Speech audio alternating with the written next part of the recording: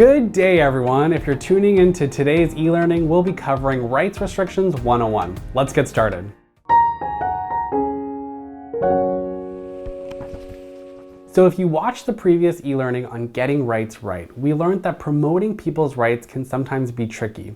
And as service providers, we typically have the best intent to support people to exercise their rights and to live self-directed lives. However, the impact of our supports does not always align with our intent. And at times, people we support experience rights restrictions. And some rights restrictions are imposed by systemic barriers and others as a result of the ways in which we support people, in particular when it comes to keeping people safe. What is a rights restriction? Well, a rights restriction is an externally imposed limitation of rights. It's an artificial or temporary limitation imposed on a person's freedom to exercise their rights and freedoms. So generally, it's understood that something is restrictive when it impedes the opportunity for people to enjoy the same liberties as other citizens do.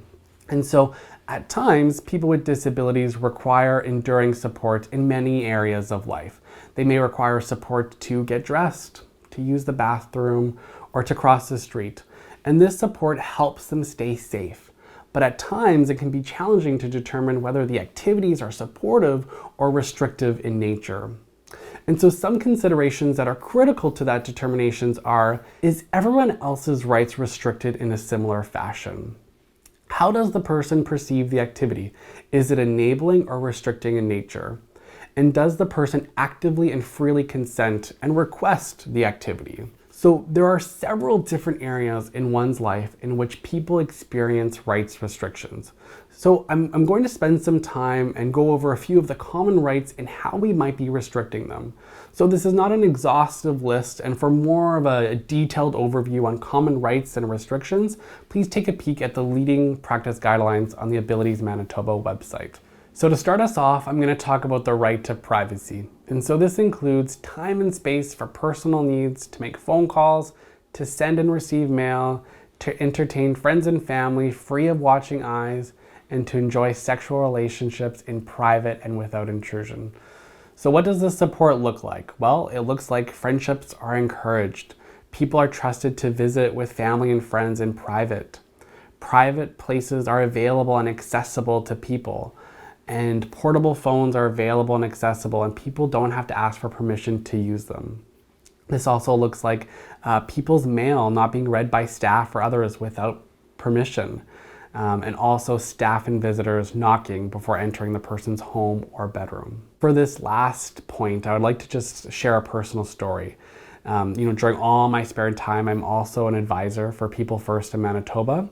And so for anyone that may not be familiar, People First in Manitoba is an advocacy group that is led by people labeled with an intellectual disability. And so I was at a chapter meeting for People First, and the main area of discussion was rights restrictions. And a member shared his experience with us, and I got his permission to share his story with all of you. And so when we delve into the topic of privacy, this person was incredibly passionate about his right to personal space. He shared with us that every day he would return home from work and would find that a staff had entered his room without permission and made his bed on his behalf. He felt really violated by this, that someone would enter his space without asking or consulting with him first. And so ultimately, this created a lot of tension and distress between him and his support team. This is a great example of how our impact as service providers does not always align with our intent. So I'm confident that this staff member had the best intentions when making the bed. I am sure they just wanted to help the person to make their day a little bit easier. And perhaps making the bed was even part of that daily task list that we work on. However, upon further reflection, and when we dig into the way we support people, we may be unintentionally breaching people's rights. So for this example, of course, the easiest way to remove this rights restriction would be to simply stop making his bed. And in this case, this person didn't want his bed made at all, whether it was him or with support from staff. And as service providers, we need to be okay with that not every bed is going to be made. So the next common rights restriction that I would like to talk about is the right to adequate food and nutrition and access to food, snacks, and drinks.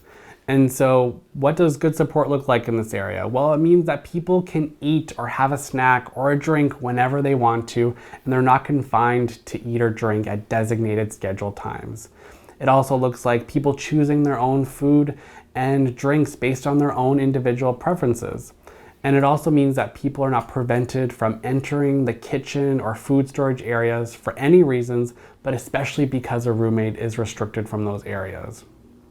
Also, people are included in planning for meals and food purchases and meal prep. But I'd also like to point out that even if there are no locks in the kitchen or on cabinets, but there's that secret stash of snacks hidden away in the office, then this would still be deemed as a rights restrictions because it limits people's access to their food. The next common rights restriction I'd like to go over is that right to earn, hold, and spend money. And so this looks like, people having the right to apply for and get meaningful jobs in their community. People are paid on a regular basis and keep their own money, whether this is in their own bank account or on their person. People have access to a safe place to keep their money and do not have to ask for permission to access or spend their own money. And this also means that people have access to their community to spend their money in ways that they choose. And so many of us here, are regulated by licensing requirements to keep people's money safe and locked away. And so this often looks like money being kept in a safe, usually in the office somewhere. We can find a balance between adhering to licensing standards while also promoting people's rights. So for instance, can people lock their money in a private safe in their own room? And if that's not possible, do people have readily available access to the safe in the office? Can they have a key to the safe so they do not have to ask permission to get their money? We can often get creative in how we promote people's rights while also following guidelines set out by licensing bodies. The next common rights restriction is the right to freedom of movement and access to all areas of one's home. And this is with due regard for the privacy of others. And so again, with good support, this looks like people are not restricted to certain areas of their home, doors are not locked, leisure activities and supplies are not locked up in closets and rooms. So a quick example of this is how sometimes people will lock iPads or phones during certain periods. There aren't alarms that are used to alert staff of the location of people. And people are not locked in, but rather intruders are locked out. People have keys to their home. Fences don't lock people into their yards. And the location of door locks, knobs, window latches don't create environmental restrictions that inhibit free movement of people. In my personal experience with personal outcome measures interviews, people often say that they don't experience rights restrictions. But when I word the question differently, such as I'll ask, are there any house rules? Then this will often highlight potential restrictions.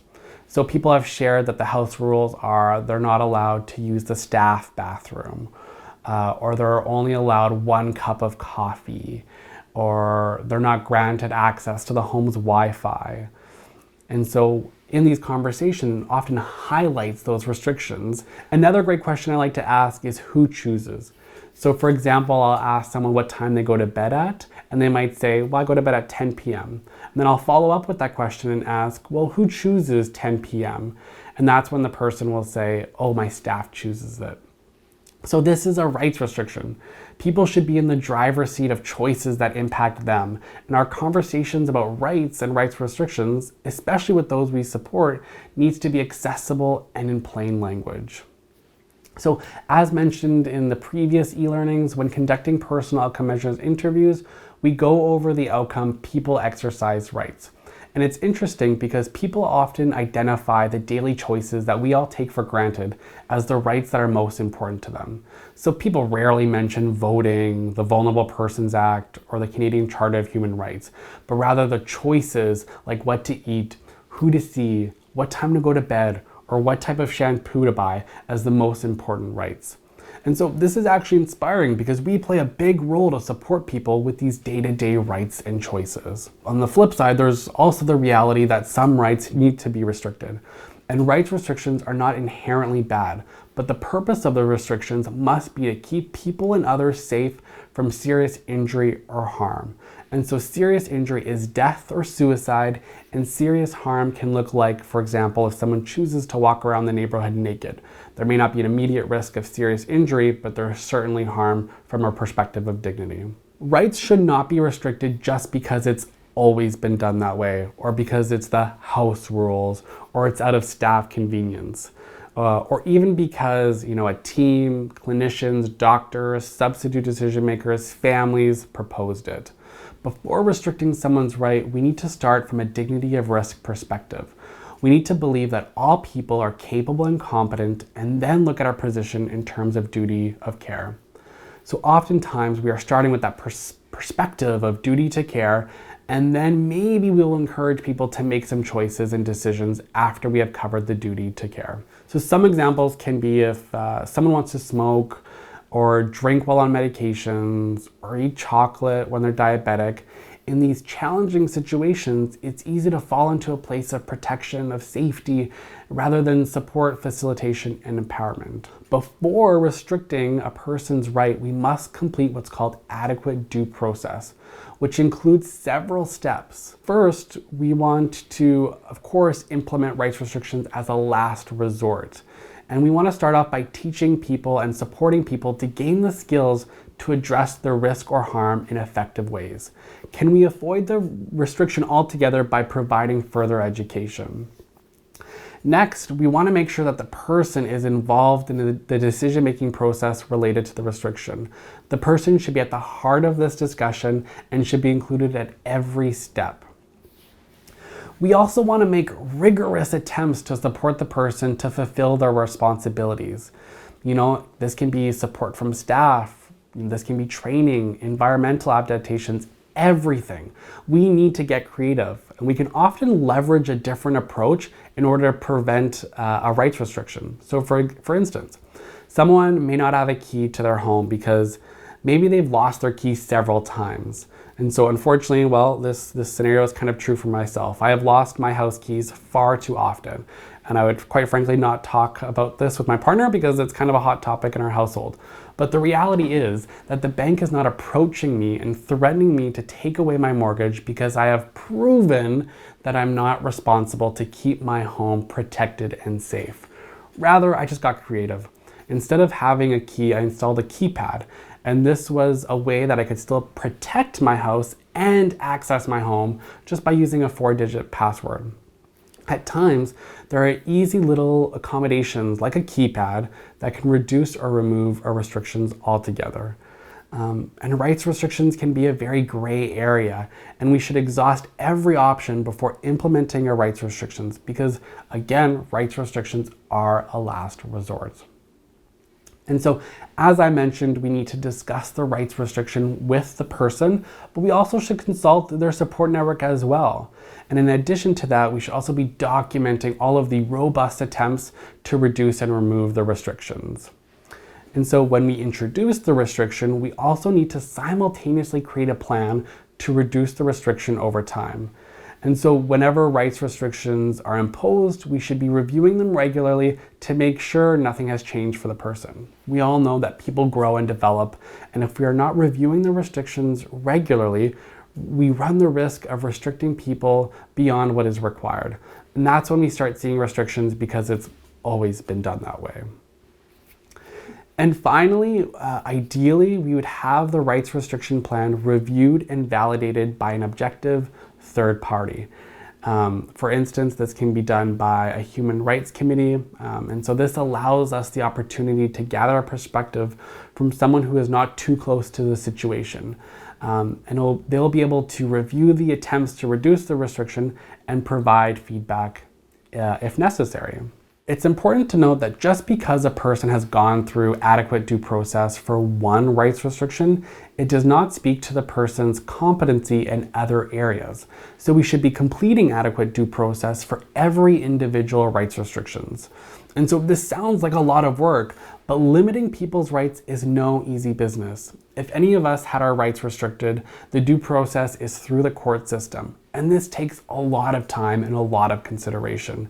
And the same diligence and consideration should be taken for the people that we provide services to. Finding that balance with dignity of risk is challenging. Promoting people's rights is a long, continuous, but meaningful journey. And it can be overwhelming where to start. But really the first step is to have transparent conversations with people you support and to establish a baseline of how people are exercising their rights and perhaps how some rights are restricted.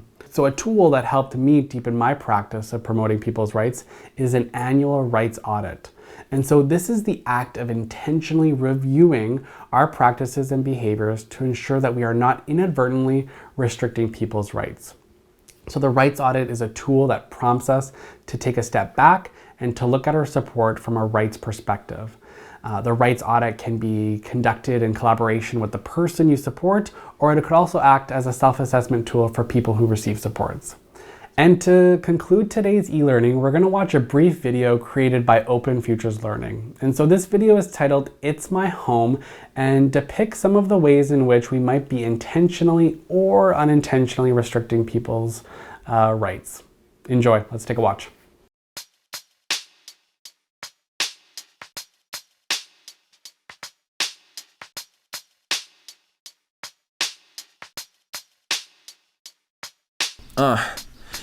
Hands off, it's my home.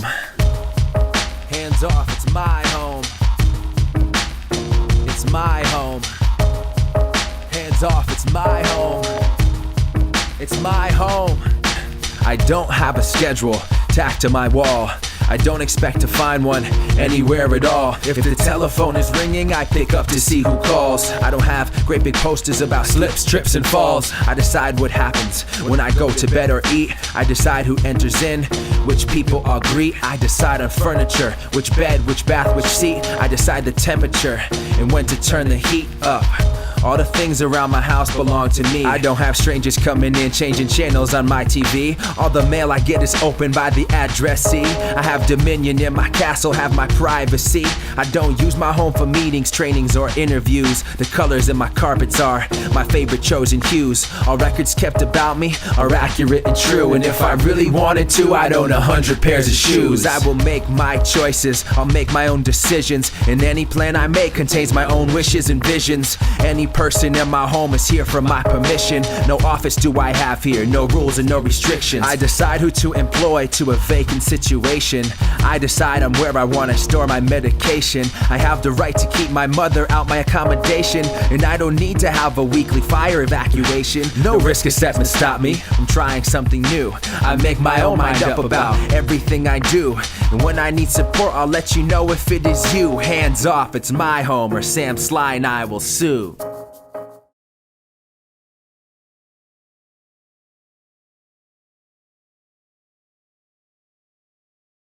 So I like to watch this video in team meetings, and I ask staff to point out the practices and behaviors that resonate with them.